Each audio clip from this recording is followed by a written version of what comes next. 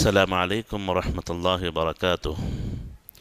الحمد لله رب العالمين، والصلاة والسلام على نبينا محمد وعلى آله وأصحابه أجمعين ومن تبعهم بإحسان إلى يوم الدين، أما بعد.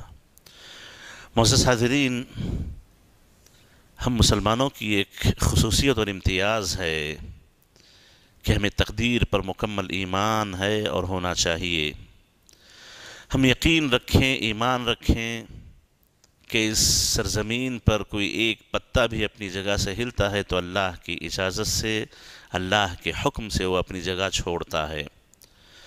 تو میں آج ان لوگوں سے خصوصی طور پر مخاطب ہوں، اللہ سلامت رکھے، جن لوگوں کو وبائیں، کوئی بیماری، یہ بالخصوص کورونا جو پھیلا ہوا ہے، جس کے وہ شکار ہو چکے ہیں.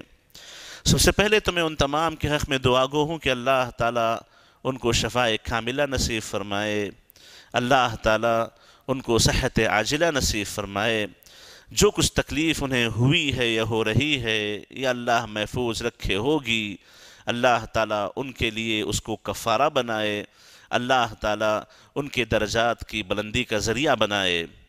معزز حاضرین، جو بیمار ہیں وہ اور جو ان کے آس پاس رہنے والے لوگ ہیں، ان تمام سے خطاب کر کے میں یہی کہتا ہوں کہ دیکھو، اللہ کی اجازت سے یہ معاملہ ہوا ہے، اللہ کی اجازت سے اس آزمائش کا شکار آپ ہوئے ہیں.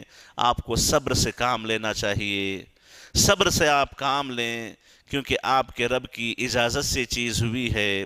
اللہ سے شفا کی امید رکھیں.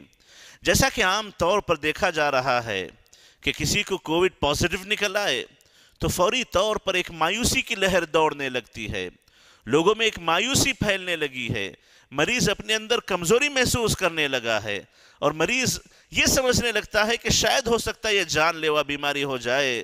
ایسا نہیں ہے. کورونا یا کووڈ-19 یہ ایک عام سی وبا ہے جو جان لیوا بیماری نہیں ہے. اس کا مورٹیلٹی ریٹو بہت ہی مختصر ہے، بہت ہی کم ہے، لوٹ کر آنے والے بہت زیادہ ہیں، صحت یاب ہونے والے بہت زیادہ ہیں.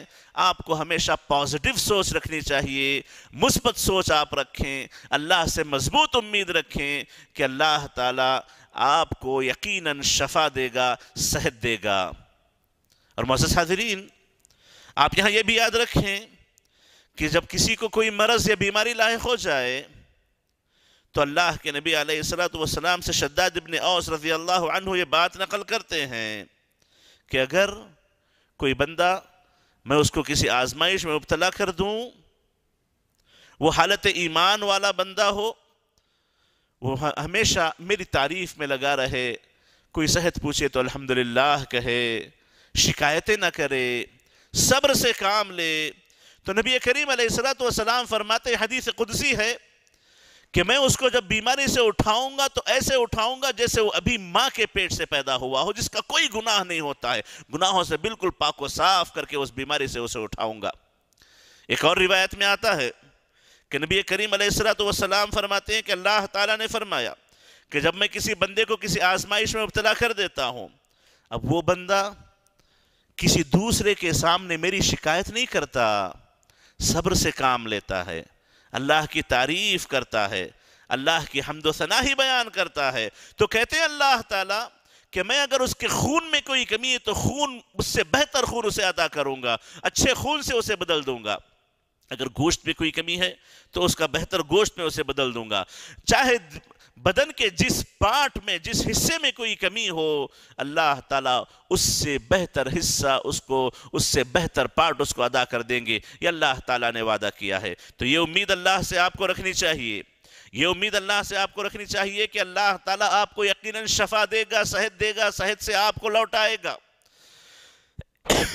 کبھی نیگیٹو سوچ اپنے اندر نہ لائیں.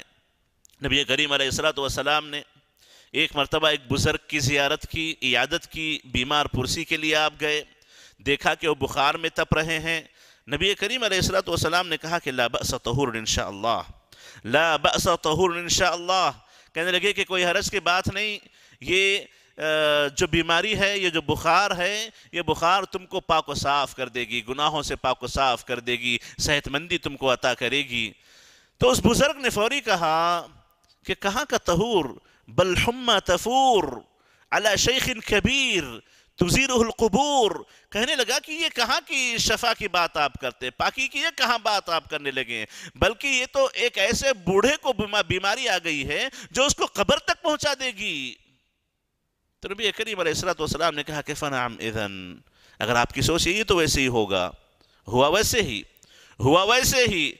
تو یہ حدیث ہمیں یہ بتاتی ہے کہ ہم اپنی بیماریوں میں ہمیشہ مثبت رہیں، مثبت سوچ رکھیں، اللہ سے مایوس نہ ہوں، کیونکہ اللہ سے نیک امیدی اللہ تعالیٰ کو راضی کرنے والا عمل ہے، اور جیسا بندہ اللہ تعالیٰ کے تعلق سے سوچے اللہ تعالیٰ ویسا ہی اس کے ساتھ معاملہ بھی کرتے ہیں. اچھی سوچ رکھیں، اللہ آپ سے اچھا معاملہ کرے گا. آپ یہ امید رکھیں کہ اللہ آپ کو شفا دے گا تو اللہ آپ کو شفا دے گا. آپ اپنے اندر خوف نہ پالیں، مایوس نہ ہوں، نا امید نہ ہوں، اللہ سے امید رکھیں، آخری دم تک امید رکھیں، کیونکہ ایک مسلمان کے حق میں ہر نیا پل، ہر نیا لمحہ، ہر نیا منٹ، ہر نیا دن خیر لے کے آتا ہے. ہو سکتا ہے اس کی زبان سے اللہ کی تعریف نکلے جو جنت کا ایک بہترین خزانہ بن جائے، ہو سکتا ہے وہ ایک نماز پڑھ لے جو اس کے گناہوں کا کفارہ بن جائے، ہو سکتا ہے وہ صدقہ و خیرات کر دے جس کے ذریعے اللہ تعالیٰ کا غصہ ٹھنڈا ہو جائے، اللہ تعالیٰ اس کی مغفرت کر دے، کیونکہ اس کے اعمال اس کے لیے خیر کا باعث بنتے ہیں، بھلائی کا باعث بنتے ہیں. تو معزز حاضرین، ہمیشہ آپ پازیٹیو رہیں. اور میں گھر والوں سے کہوں گا جو ان کی عیادت میں ہوں یا کورونا میں تھوڑا سا احتیاط کا پہلو اختیار کرنے کا ڈاکٹر صلاح و مشورہ دیتے ہیں، تو احتیاط کرتے ہوئے، جو بھی احتیاط کے اقدام ہیں وہ اپناتے ہوئے آپ ہمیشہ مریض کو امید دلائیں، چھوڑ کر نہ بھاگیں، خدمت سے دور نہ ہٹیں. پوری احتیاط کے ساتھ جو ان کی خدمت ہو سکتی ہو آپ ان کی خدمت کریں، ان کو امید دلائیں، ان کے ساتھ آپ رہیں. آپ کا ساتھ ان کو طاقت دے گا، آپ کا ساتھ ان کو ایک اندر سے جلا بخشے گا، جس سے وہ بہت جلدی بہتر ہو سکتے ہیں، بہت جلدی اپنے آپ کو صحت مند بنا سکتے ہیں. اور خوف اپنے دلوں میں نہ پالیں، مایوسی اپنے دلوں میں نہ لائیں. یہ نہ سوچیں کہ وہ بیماری ہمیں لگے گی، کیونکہ دیکھیے اگر کسی سے کسی اور کو بیماری منتقل ہونی ہے، جب تک اللہ کی اجازت نہ ہو منتقل نہیں ہوگی. چھوٹا سا وائرس بھی کیوں نہ ہو، جب تک اللہ کی اجازت نہ ہو منتقل نہیں ہوگا.